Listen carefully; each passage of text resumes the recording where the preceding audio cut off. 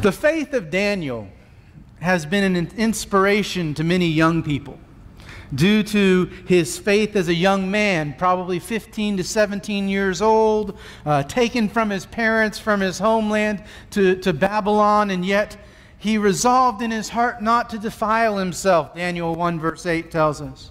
Daniel should also, though, be an inspiration to older people as well, as an example of service and commitment in our golden years. For we can read of Daniel's faith being on display even as an older man, perhaps in his mid-80s.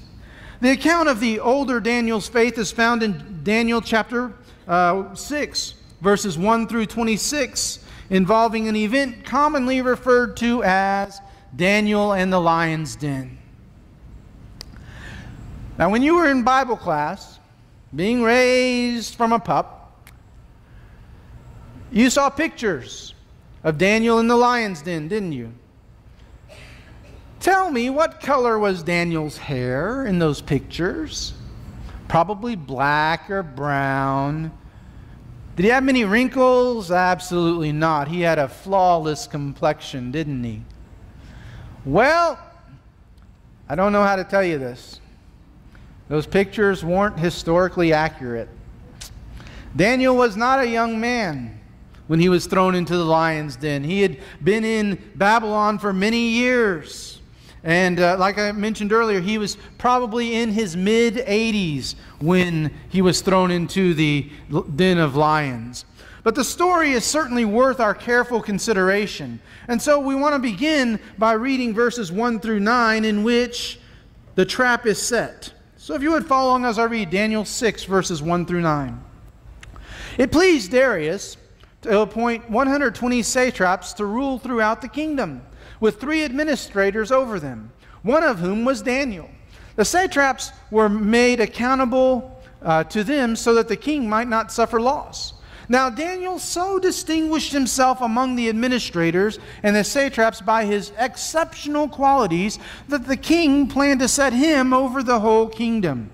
At this, the administrators and the satraps tried to find grounds for charges against Daniel in his conduct of government affairs, but they were unable to do so.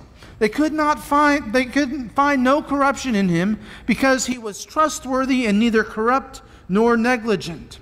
Finally, these men said, "We will never find any basis for charges against this man Daniel unless it has something to do with the law of his God." So the administrators and the satraps went to the king as a group and said, "O King Darius, live forever. The royal administrators, prefects, satraps, advisors, and governors have all agreed that the king should issue an edict and enforce the edict that anyone who prays to any god or man during the next 30 days, except to you, O king, shall be thrown into the lion's den. Now, O king, issue the decree and put it in writing so that it cannot be altered, in accordance with the laws of the Medes and the Persians, which cannot be repealed." So King Darius put the decree in writing. The trap is clearly set for Daniel. See, the problem here is Daniel is successful. He's successful. Anything that he does, he is successful at. He is actually appointed as one of 3 administrators over the kingdom. There's 120 satraps, okay, or satraps, or however you want to pronounce the word. And there's 120 of them, but over those 120 are 3. And Daniel is one of the 3. The kingdom here may be Babylon or Chaldea, or recently conquered by the Medes and the Persians. The identity of Darius the Mede is somewhat ambiguous. Some say that he may have been a man known as Gubara, appointed by Cyrus of Persia to rule the Chaldeans, but which would have been where Babylon was. But whoever Darius was, he appointed Daniel as one of 3 that were, we might say, second in command, so to speak, of the kingdom. Now remember last week when Belshazzar made Daniel the 3rd highest ruler in the land, it lasted for a couple of hours, right? and then Babylon fell. Well, this lasts a little longer than that. This is more of a permanent type of position. And in the administration of his duties, Daniel so distinguished himself far above the other two. So much so that the king was contemplating setting Daniel over the whole realm. In other words, there wouldn't be 120 and then 3 and then Darius. There would be 120 and then maybe 2 or 3 if you replace Daniel, and then Daniel and then Darius. And Daniel's success was due to his exceptional qualities, not cunning or political maneuvering, not simply always telling the king what he wanted to hear. I mean, we look back at Daniel's history and we know that he on a couple of occasions told Nebuchadnezzar things that he didn't want to hear. We know for sure he told Belshazzar that something that he didn't want to hear, that his kingdom was over. So it wasn't anything to do with that.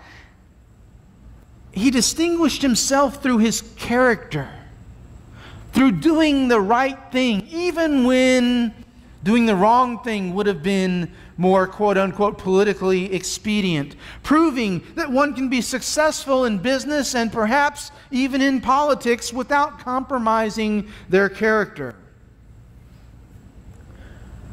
Well, what generally happens when someone is very successful?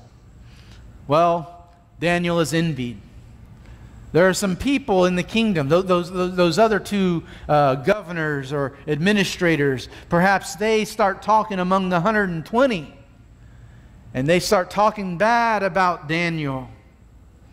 And his success leads to envy by others. Even the most godly of men can have enemies. Think about David. King David.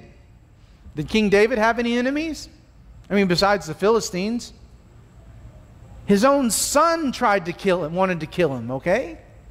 I mean, it doesn't get worse than that, I wouldn't think. What about Jesus? Best man who ever lived. Did Jesus have enemies? You bet. You bet. So these enemies, these people become enemies by virtue of their jealousy of Daniel. But even his enemies, they attribute and attest to his character. Because, see, they look. They are searching. They are what we would call today in the political realm, they are digging up dirt. They are trying to dig up dirt. They are trying to throw mud. They are trying to do whatever they can to discredit Daniel, yet nothing would stick. Nothing, they could find no fault or even a hint of impropriety.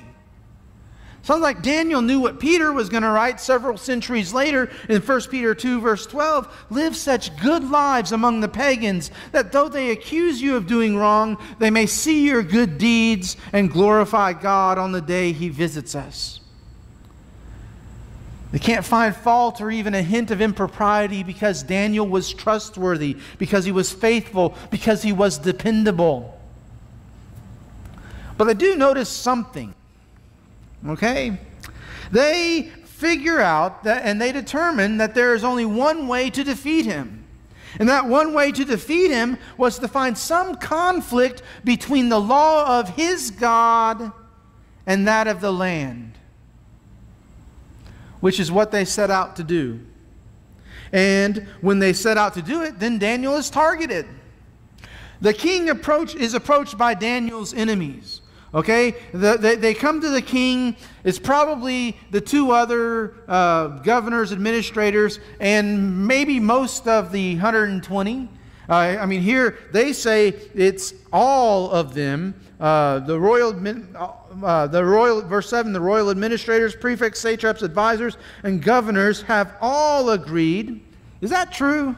I don't think so. I mean, Daniel wasn't consulted in this little plan.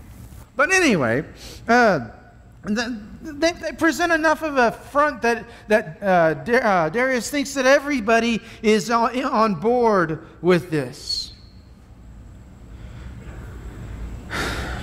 They'd been unable to find a conflict between the laws of Daniel's God and the laws of the land.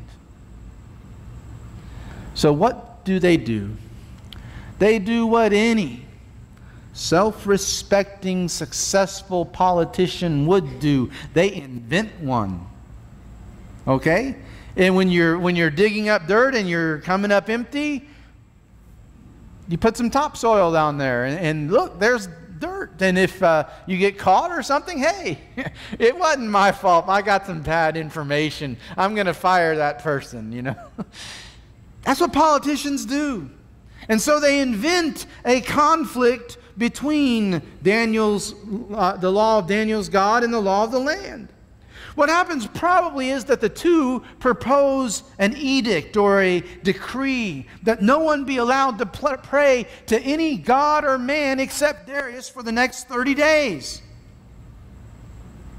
under punishment of being thrown into the den of lions. And maybe once the two get this idea in the king's head, then the rest encourage him to make this edict. They say, yeah, this is a good idea, a great idea, and so forth, which according to the laws of the Medes and the Persians could not be repealed.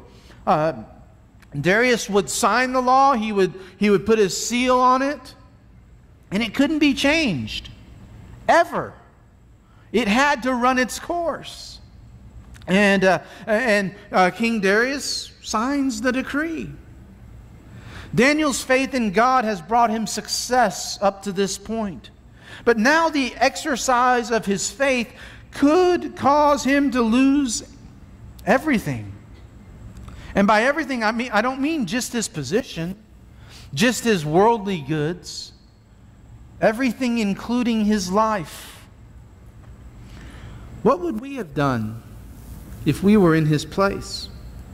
As we continue to read, we see exactly what Daniel did. Because, see, the trap was set and then the trap was sprung in verses 10 through 17. Let's continue reading. Now, when Daniel learned that the decree had been published, he went home to his upstairs room where the windows opened toward Jerusalem. 3 times a day he got down on his knees and prayed, giving thanks to his God, just as he had done before. Then these men went as a group and found Daniel praying and asking God for help. So they went to the king and spoke to him about his royal decree. Did you not publish a decree that during the next 30 days, anyone who prays to any god or man except you, O king, would be thrown into the lion's den? The king answered, the decree stands in accordance with the laws of the Medes and the Persians, which cannot be repealed. Then they said to the king, Daniel, who is one of the exiles from Judah, pays no attention to you, O king, or to the decree you put in writing. He still prays 3 times a day.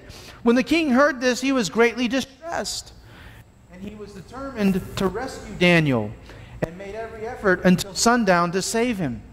Then the men went as a group to the king and said to him, Remember, O king, that according to the laws of the Medes and the Persians, no decree or edict of the king that the king issues can be changed.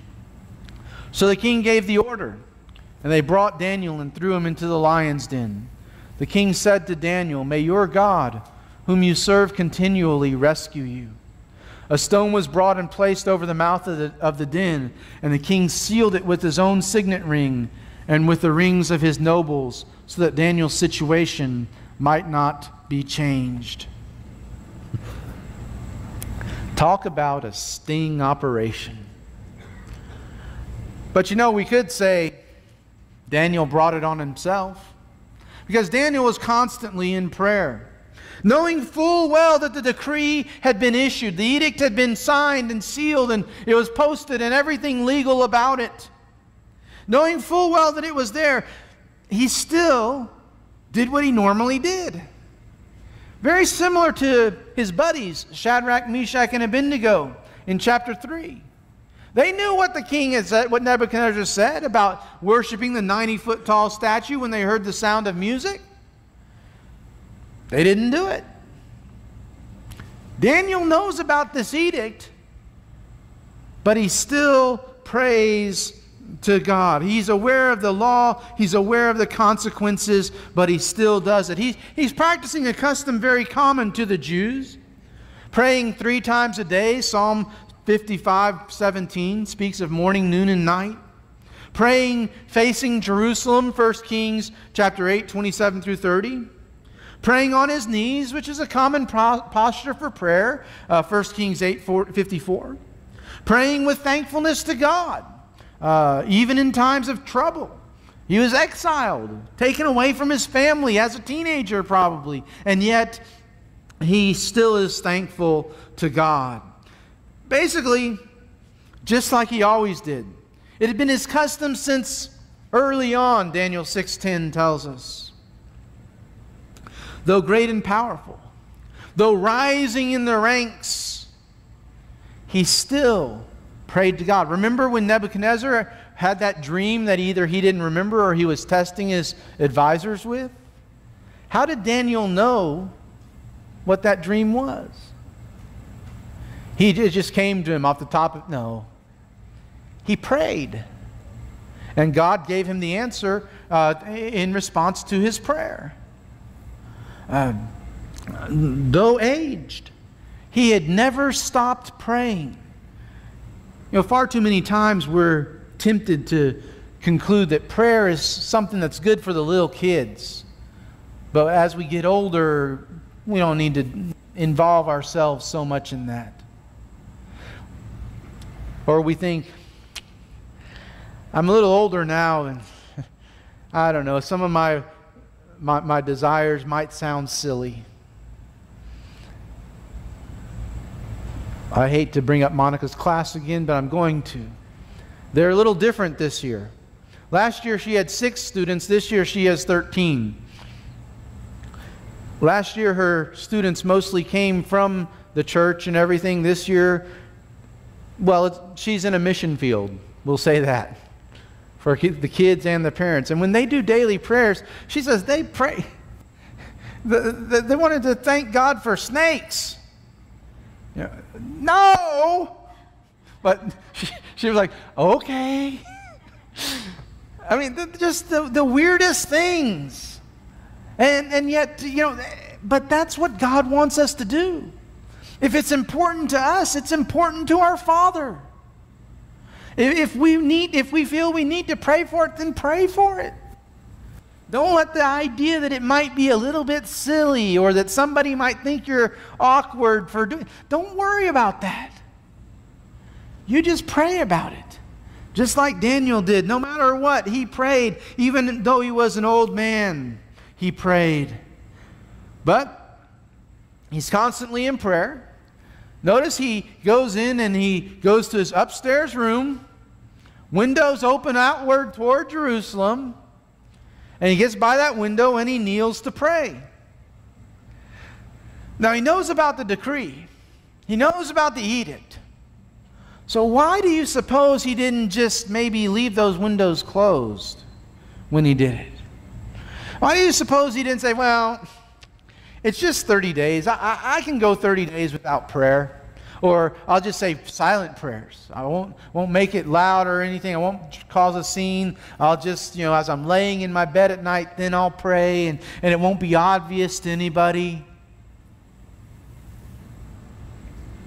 Because Daniel isn't afraid of the king's edict. That's why. Well, Daniel's caught. He's caught in the act. That's why I told you, it's a sting operation for sure. I mean, they're watching for him. His enemies catch him praying. 3 times a day Daniel prayed. Now, we're not told how many days passed. Whether or not they waited on the very first day they got him, or they waited until the end of the 30-day period so that nothing could be changed, or so that they could show a pattern of disobedience if needed before Darius. Perhaps they waited long enough so that there was no second chance. Maybe they had heard stories about Daniel's buddies, Shadrach, Meshach, and Abednego, and how when they didn't bow down to image Nebuchadnezzar set up, Nebuchadnezzar said, now I'm going to give you one more chance. And they said, give us as many chances as you want. We're not going to do it. But maybe they knew that Nebuchadnezzar gave him another chance. And so maybe they wanted to wait and say, until there was no chance that Darius would give him a second chance. His enemies see Daniel praying, and then his enemies report Daniel to the king. And notice how they report him. Oh, Darius, didn't you make a law that can't be changed about praying to anyone except you, accusing Daniel of disregarding the king and his decree? And really, the enemies forced the king to follow through with his decree. He's upset with himself. I mean, about this time, you got to figure Darius is a reasonably intelligent individual, and he figures out that he's been used. Anybody here like to be used by other people? It's no fun. And Darius probably figures that out, that he's been used. And the king tries to save Daniel. But see, there's this pesky little thing about the laws of the Medes and the Persians, that if somebody violates one of those laws that's in writing and can't be changed or repealed, the sentence has to be carried out by sundown. And the enemies remind him of this. And the enemies pressure the king to follow the letter of the law. And so Daniel is constantly in prayer, but he's caught. And then Daniel is cast into the den of lions. Yet even when they're putting him into the den of lions, the king is hopeful. The king is hopeful that Daniel's God will deliver him, whom Daniel served continually. Notice, Darius understands that. He has seen it in Daniel's life, in his style of life, that he serves God continually.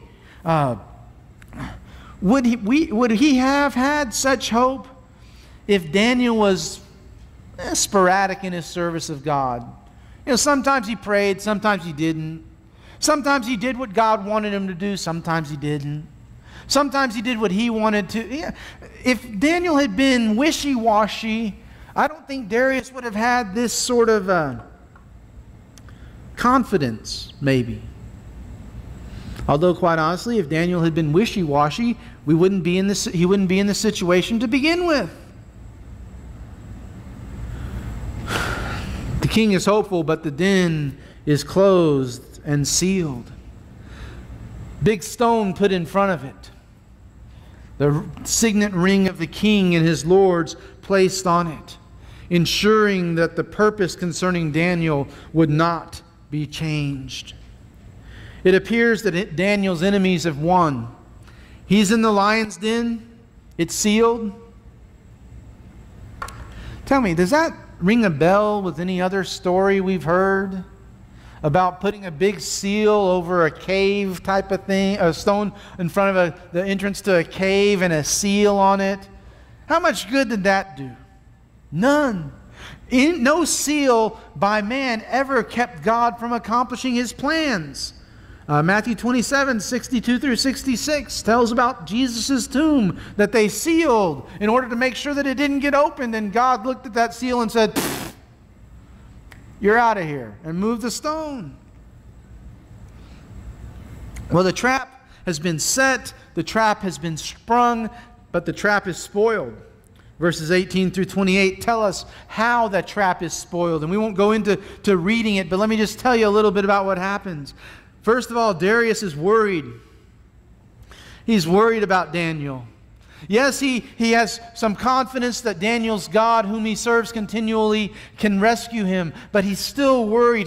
His night is restless. He spends the night fasting. He doesn't eat and he doesn't have any entertainment. That's something big for a monarch of that day, to go the entire evening without any entertainment.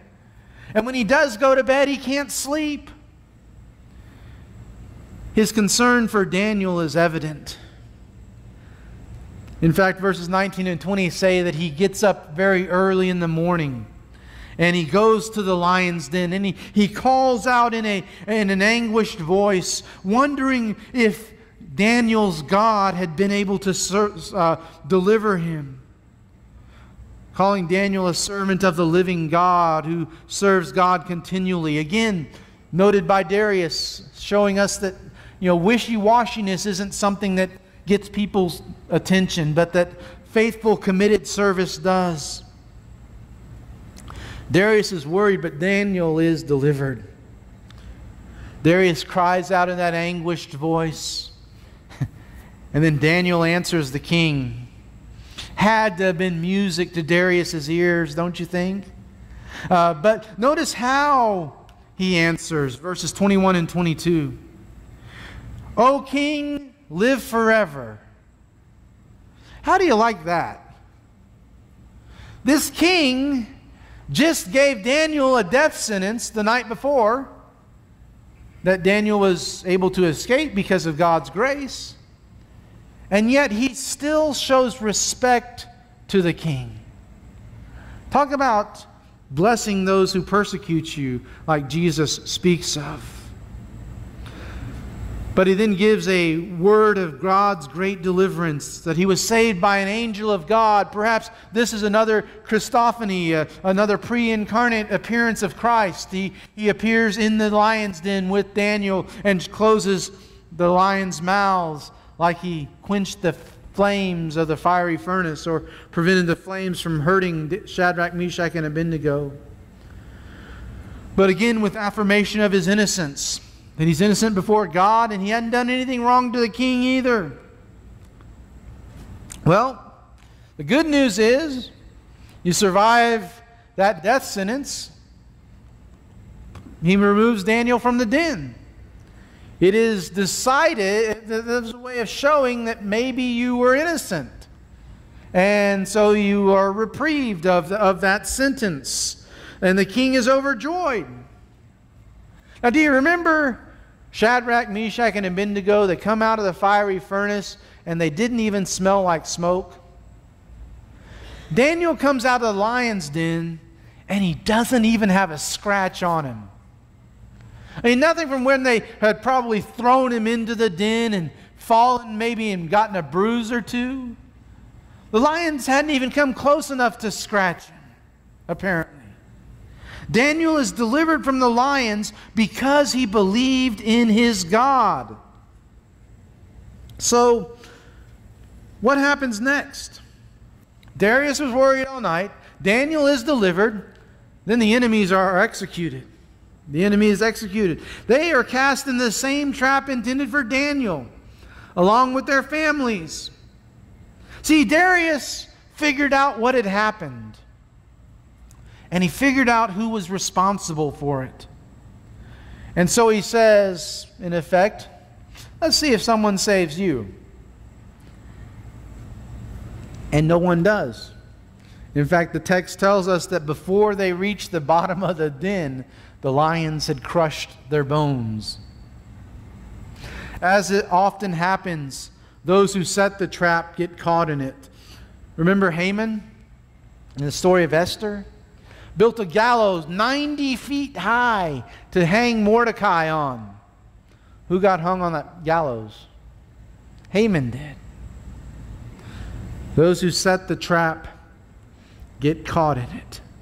As contemplated by David in Psalm 7, 14 through 16, he who is pregnant with evil and conceives trouble gives birth to disillusionment. He who digs a hole and scoops it out falls into the pit he has made. The trouble he causes recoils on himself.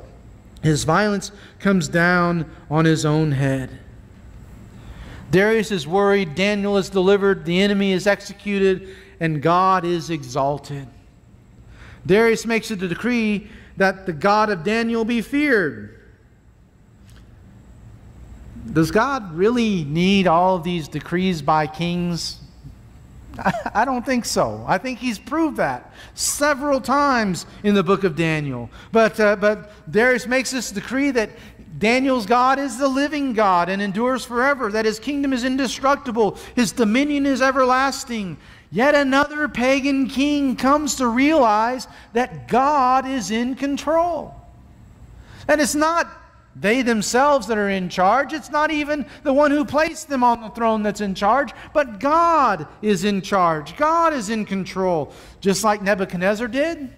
Daniel 4:34 and 35, just like Belshazzar did in Daniel chapter 5, verses 26 through 28, though it was a little bit too late. God is exalted, and Daniel is prosperous once again. He's prosperous in the reign of Darius, who ruled Chaldea, verse 28 tells us. But he also was prosperous in the reign of Cyrus of Persia, who also ruled over Darius.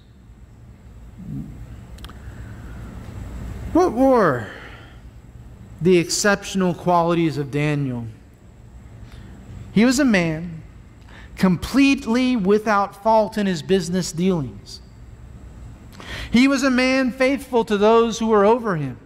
He was a man who was committed to prayer throughout his life. He was a man who was willing to obey God rather than man. Putting it simply, he was a man who truly believed in God. You know, Daniel in the lion's den is a story that has thrilled many children. But you know, its lessons aren't just for kids. Daniel is a role model for adults as well. He's a role model for politicians.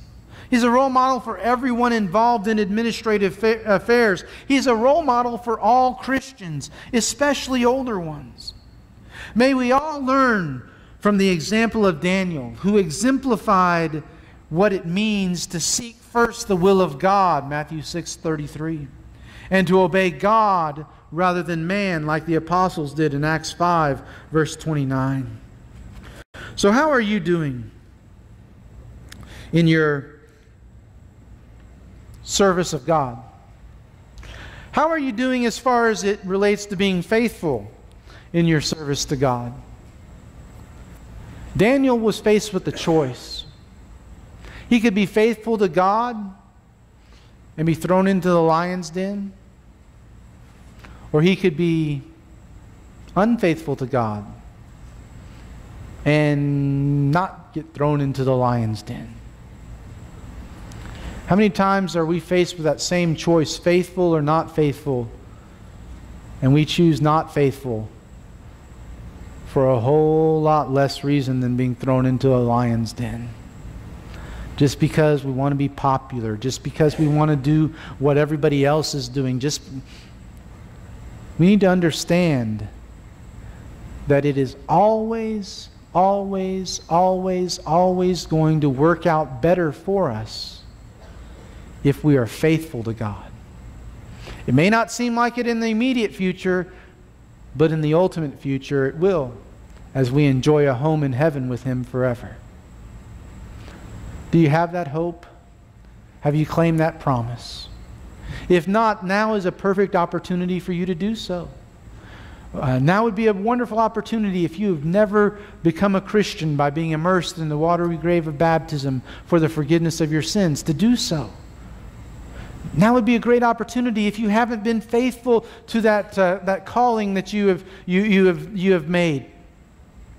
Now would be a good opportunity for you to start being more faithful. If we can help you to do that in some way, we want to. Maybe all you need is just to stay right where you're at and privately pray. Privately asking God to help you be more faithful. Or maybe you need to make a public response. And if that's the case, we extend the Lord's invitation to you if you'll come to the front now as we stand and sing together.